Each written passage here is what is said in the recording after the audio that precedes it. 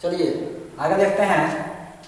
5 number question है, if यदि ए का मान इतना दिया है और आई का मान इतना दिया है तो हमें देन फाइंड, तो हमें के का मान ज्ञात करना है ताकि ए स्क्वायर बराबर के ए माइनस 2 आई हो। ठीक है, तो हमें इस इक्वेशन का प्रयोग करके के का मान ज्ञात करना है। तो चलिए ज्ञात करते हैं। ए स्क्वायर बराबर के ए माइनस 2 आई, के ए माइनस 2 आई। इसको थोड़ा आप वेरिएबल से प्रयोग कर लेते हैं हम लोग। तो के ए को इधर कर देते हैं, के ए को इधर रहने देते हैं और 2i जो है इसको हम लेफ्ट साइड ले आते हैं, लेफ्ट इधर, और इसको प्लट देते हैं। तो हो जाएगा ए स्क्वायर प्लस 2i। इस इक्वेशन को चर पृथक्करण करने पर, वेरिएबल से प्रयोग करने पर क्या आएगा, के ए बराबर ए स्क्वायर प्लस 2i आएगा। 2i को हमने इधर भेज दिया, बच गया के को हमने इधर लिख दिया और जो इधर था उसको इधर लिख दिया। ठीक, अब इजी हो गया इसको सॉल्व करना। के का मान के है, इसका हमें मान प्राप्त करना है, ज्ञात करना है। के का मान कितना है, ये रखिए इसको 3 माइनस 2 4 माइनस 2 बराबर ए को हम 2 बार लिखकर उसका मान रख देंगे यहाँ पर। तो ए का मान 2 बार लिखना पड़ेगा, स्क्वायर है 3 माइनस 2 4 माइनस 2। फिर एक बार और लिखना पड़ेगा 3 माइनस 2 4 माइनस 2 और प्लस 2 आई का मान क्या है 1 0 0 1। तो के 3 माइनस 2 4 माइनस 2 बराबर, यहाँ पे गुणा करना है पहला अवयव से दूसरे अवयव में, पहला पंक्ति से पहला स्तंभ में। 3 से 3 में हो गया 9, माइनस 2 में 4 से माइनस 8। पहला पंक्ति से पहला स्तंभ में समाप्त, पहला पंक्ति से दूसरा स्तंभ में 3 में माइनस 2 से माइनस 6, माइनस 2 में माइनस 2 से प्लस 4। दूसरा पंक्ति से पहला स्तंभ में 4 में 3 से 12, माइनस 2 में 4 से 8 माइनस 8, 4 में माइनस 2 से माइनस 8, माइनस 2 में माइनस 2 से प्लस 4। और इसको हमें प्रत्येक अवयव में गुणा कर देना है अंदर 2 0 0 2। ठीक, अब इधर को जोड़ दीजिए, इन दोनों को जोड़ दीजिए।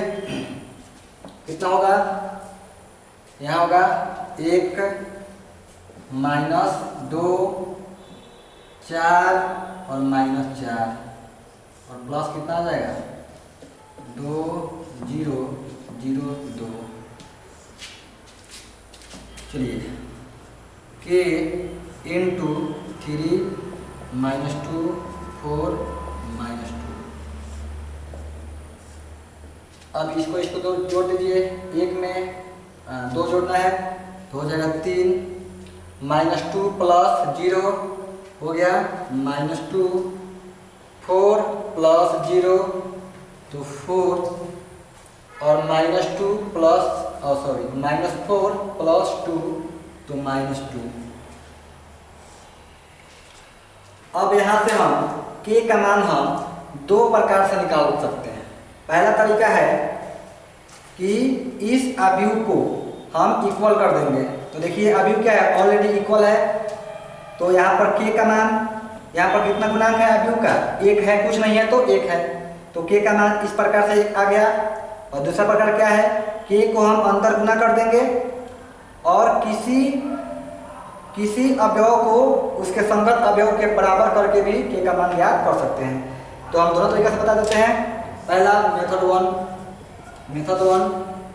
यहाँ देख सकते हैं, इसका गुणांक ये क्या है, दोनों बराबर है। ये वाला अवयव और ये वाला अवयव क्या है, बराबर। इसका गुणांक यहाँ पर 1 है, कुछ नहीं है तो 1, और इसका गुणांक कितना है, के है। तो इस प्रकार से के का मान कितना तुलना करने पर कितना आएगा 1। इस प्रकार से हमारा मिल सकता है k का मान। या मेथड 2 में हम ऐसे भी क्या कर सकते हैं कि k को आप पहले इसमें गुना कर दीजिए, कितना आएगा, हो जाएगा आपका 3k माइनस 2k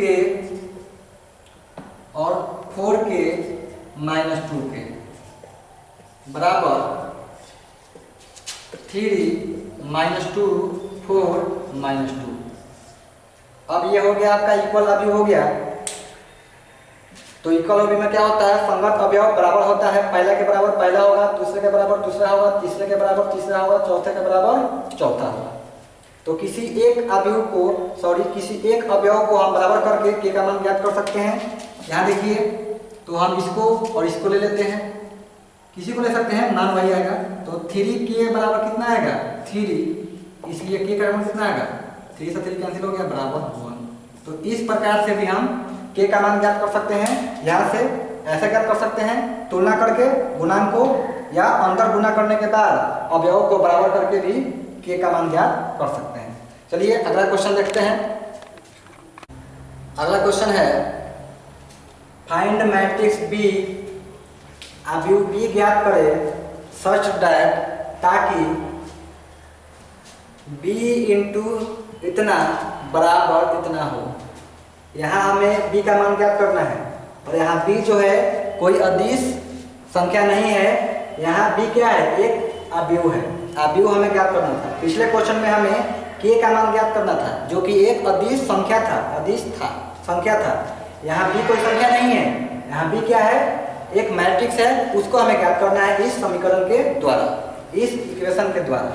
तो इस प्रकार के क्वेश्चन में क्या करेंगे, हम जो भी मैट्रिक्स हमें ज्ञात करना होगा सबसे पहले हम उस मैट्रिक्स को मान लेंगे, एज्यूम कर लेंगे। तो मान लेते हैं, लेट माना कि B बराबर A B C D। चूंकि B हमने यहाँ पर दो कोटि वाला वर्ग अवयव लिया है, क्योंकि यहाँ दोनों अवयव क्या है, वर्ग अवयव है, दो कोटि वाला। तो जितना यहाँ जिस कोटि का यहाँ वर्ग अवयव होगा उसी कोटि का हमें B लेना होगा। तो यहाँ जो अवयव है दो कोटि वाला वर्ग अवयव है, तो B क्या होगा, दो कोटि वाला वर्ग अवयव लेंगे।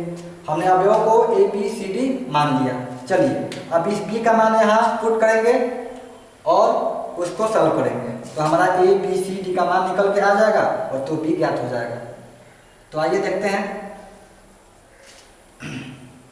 चूंकि B into 1 minus 2 1 4 is equal to 6 0 6 0।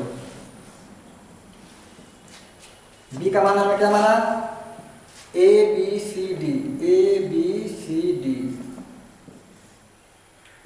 और B के बाद कौन सा व्यू है, 1 माइनस 2 1 4 और बराबर 6 0 0 6।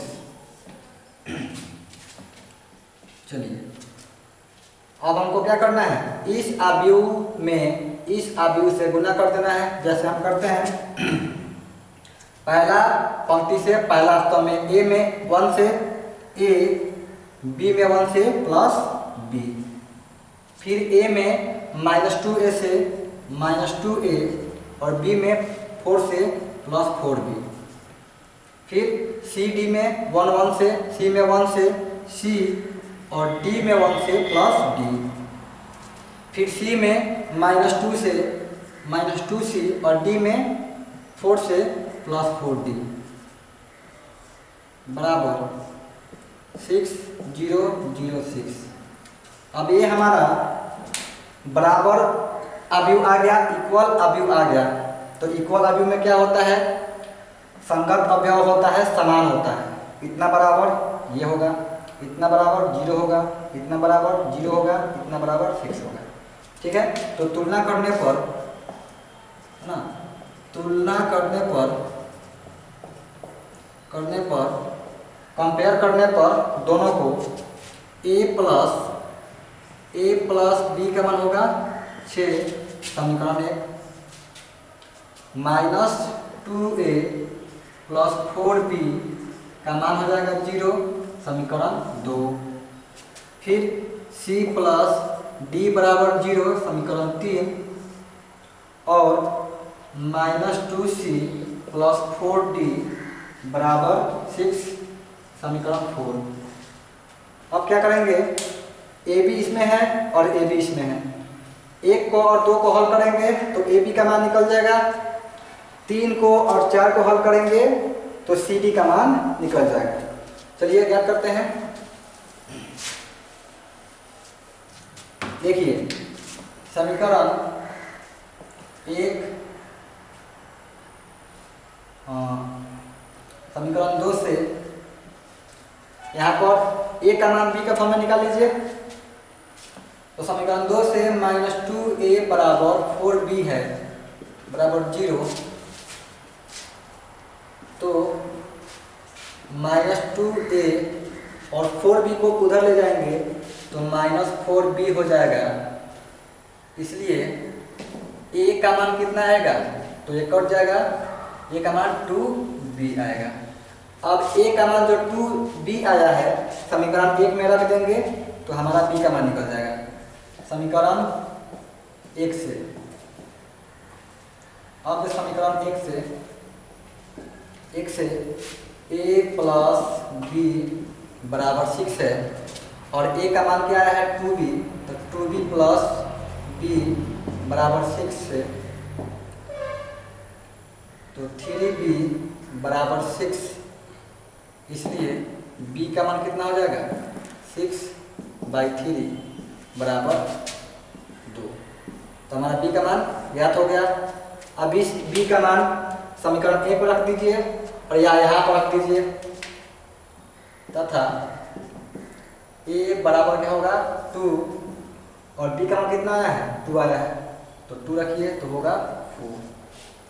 इसलिए a का मान कितना आ गया 4 आ गया। इस प्रकार से हमारा b का मान आया 2, a का मान आया 4। अब हमको क्या करना है, समीकरण 3 को और समीकरण 4 को हल करना है और सी डी का मान ज्ञात करना है। तो चलिए ज्ञात करते हैं।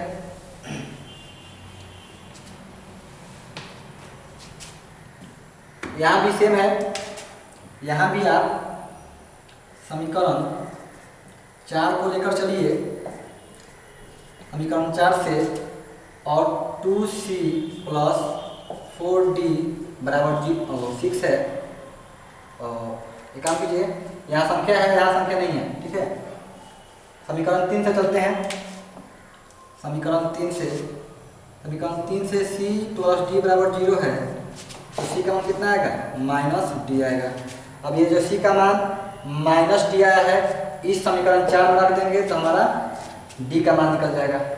तो अब समीकरण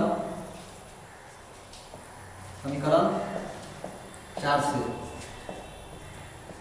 से -2c प्लस 4d बराबर 6 या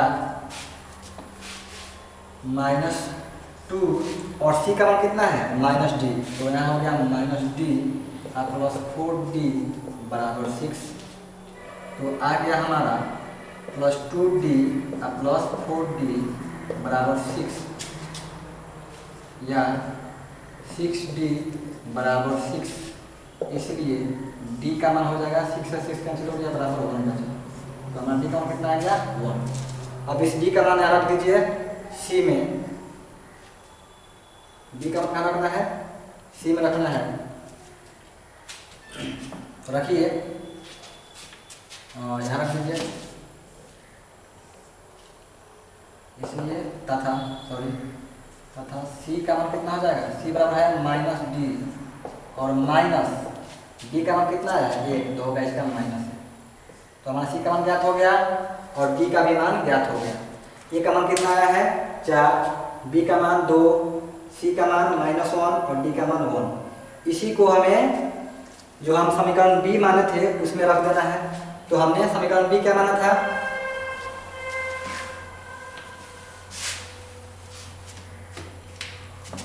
इस प्रकार b बराबर क्या था a b c d। तो ए का मान कितना है 4, ए का मान 4, बी का मान 2, बी का मान 2, सी का मान -1 और डी का मान 1। यह हमारा आंसर हो गया। ठीक है, यह हमारा आंसर हो गया।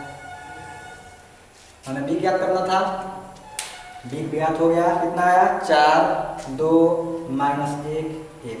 चलिए एक क्वेश्चन और करते हैं, उसके बाद हम लोग आगे बढ़ेंगे अगले वीडियो। चलिए अगला क्वेश्चन हमारा है find the value of x such that इतना इक्वल टू 0 मैट्रिक्स। यानी कह रहा है कि x का मान ज्ञात करे ताकि इतना जो है वो 0 मैट्रिक्स के बराबर हो जाए। तो यहाँ जो x दिया गया है वेरिएबल, इसका मान हमें ज्ञात करना है। तो इसी से चलना है, इस इक्वेशन से चलना है, हमें x का मान ज्ञात करना है। तो चलिए पहले क्या करना है, 3 अवयव दिया गया है, तीनों को क्या करेंगे गुना कर देंगे तो वह एक अवयव बन जाएगा।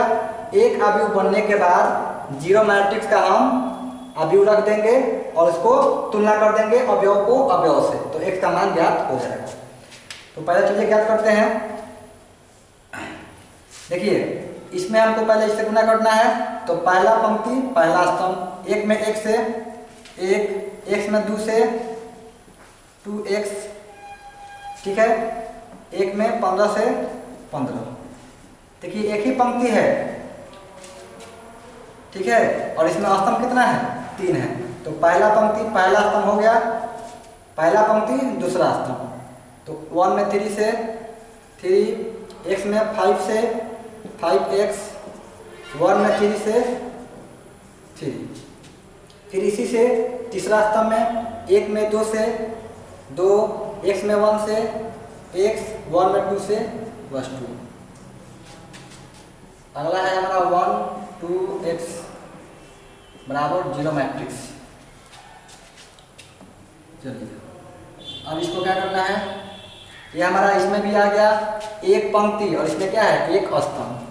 तो इसमें 1 से होगा, इसमें 2 से होगा, इसमें 1 से होगा। इसमें इस अवयव में एक ही पंक्ति है और 3 स्तंभ है, और इसमें क्या है 3 पंक्ति है और 1 स्तंभ है। तो हम क्या करते हैं, पहले अवयव